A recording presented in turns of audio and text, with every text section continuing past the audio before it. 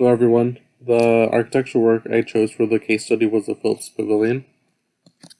The pavilion was designed by Yannis Xenakis, who is a Romanian-born Greek composer and architect. He is mostly known for his music rather than his architectural work, and he actually decided to step away from architecture after designing the pavilion because his boss decided to take most of the credit for the building itself. And so he was unsatisfied with that and just walked away from architecture. The building was designed for the Brussels World's Fair in 1958. It was the first World Fair after World War II, and the building was actually demolished after the World's Fair. It wasn't designed to last for a long time, so after the 5 months the World Fair lasted, it was taken down. It was designed for the Philips Electronics Company. They wanted to create an experience for the guests rather than display commercial goods like they typically did, and so that was the idea behind the building. The exterior was designed on parabolic curves that Xenakis had discovered in mathematics, and that math he actually used for his musical work known as metastases. And so he used that same math and applied it to the building.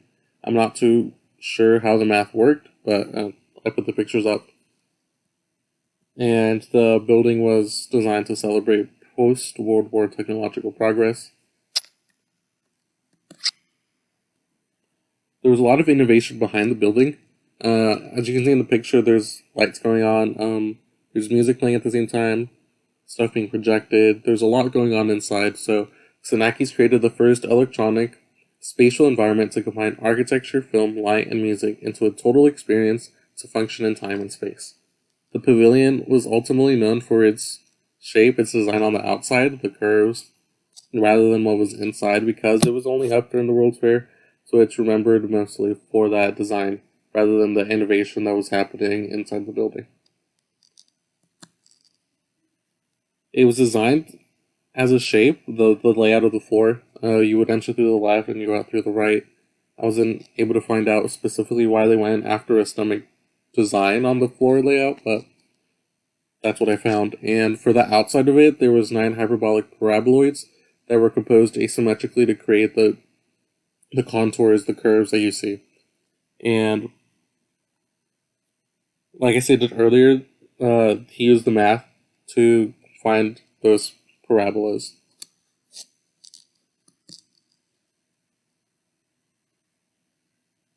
The material used for the building was the bigger pipes that you see, the bigger pipes, the leading lines, were steel tension cables that gave it its structure, and then precast concrete panels were hung from wire cables, and they were precast because of the curvatures of the building. It was hard to apply traditional concrete onto it, so they would do just like smaller concrete panels and just put them up one by one like a puzzle piece.